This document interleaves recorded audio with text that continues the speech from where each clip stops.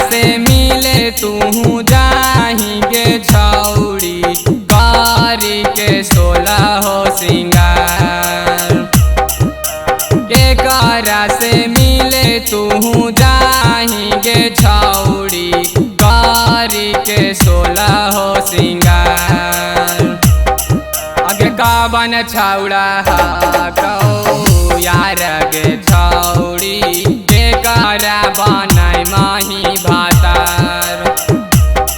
अगे काबन छौड़ा कौ यार गे छौड़ी केकरा बनाय माही भातार। केकरा से मिले तू जाएंगे छौड़ी कारी के 16 हो सिंगार। अगे काबन छौड़ा कौ यार गे छौड़ी केकरा बनाय माही भातार। अगे काबन छौड़ा कौ यार गे छौड़ी केकरा बनाय माही भातार। केकरा बनाय माही भातार।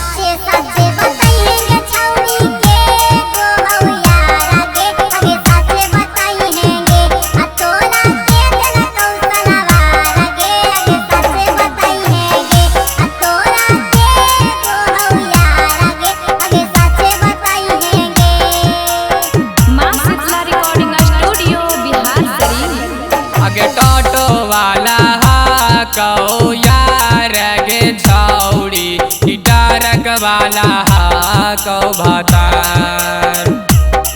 अगे टोटो वाला कौ यार गे छौड़ी ट्रक वाला कौ भातार।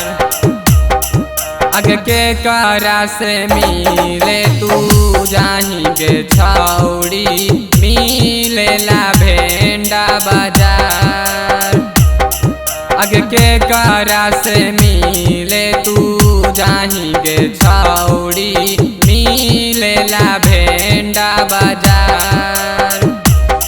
अगे केकरा से मिले जाही भेंडा बाजारिया कराय मी तू एक दिन मार।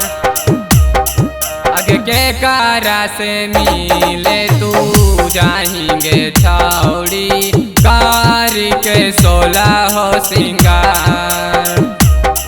अगे केकरा से मिले तू जाएंगे छौड़ी कारी के 16 हो सिंगार। कारी के 16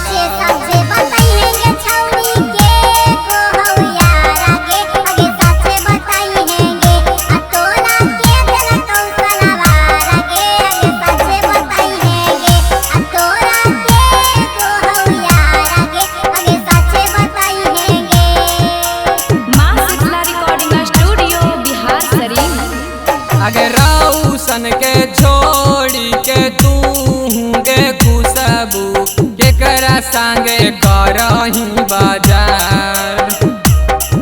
अगे अंकुश के छोड़ के तू गे रिया केकरा संगे करही बाजार। अगे देही औसारा तोरा परतोगे छौड़ी छोड़ देनी अंकुश के हाथ। अगे देही औसराप तोरा पड़तोगे खुशबू छोड़ देनी रौशन के हाथ। अगे देही औसराप तोरा पड़तोगे खुशबू छोड़ देनी रौशन के हाथ। अगे पड़तौ सराप तोरा सुन गे छौड़ी छोड़ देनी चंदन के साथ। आगे पड़तौ सराप तोरा सुन गे छौड़ी छोड़ देनी चंदन के साथ। छोड़ देनी चंदन के साथ।